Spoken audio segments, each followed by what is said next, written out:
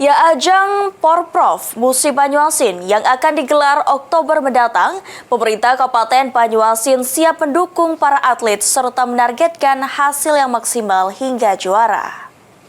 Kumpul di sini dalam acara musyawarah kabupaten.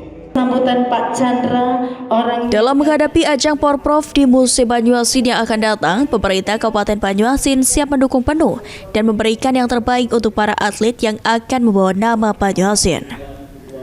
Bupati Banyuasin Askolani mengatakan, dengan ditetapkannya Ketua KONI Kabupaten Banyuasin yang baru, diharapkan dapat terus kompak, berinovasi, dan membina atlet dengan baik untuk menghadapi ajang Porprov di Musim Banyuasin yang akan datang.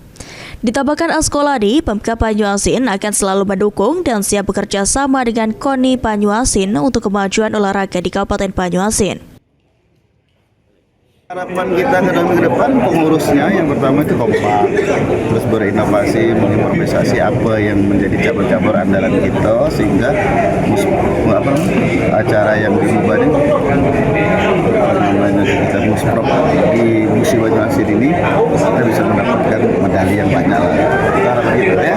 Dan waktu yang singkat untuk Porprov mengubah nanti apa yang Iya, pertama kita memberikan semangat seperti dorongan hari ini. Yang kedua, nanti kita diskusikan ada beberapa cabur tertentu yang kira-kira yang bisa mendulang medali emas atau perak. Nah, ini yang akan kita lakukan. Kegiatannya akan kita latih, kita carikan pelatih. Sementara itu, Diana Kusmila, Ketua Umum KONI Banyuasin mengatakan siap memajukan olahraga Kabupaten Banyuasin terutama dalam menghadapi ajang Porprov MUBA dengan target menjadi lebih baik dibanding Porprov sebelumnya. Ridho Ilahi, PAL TV.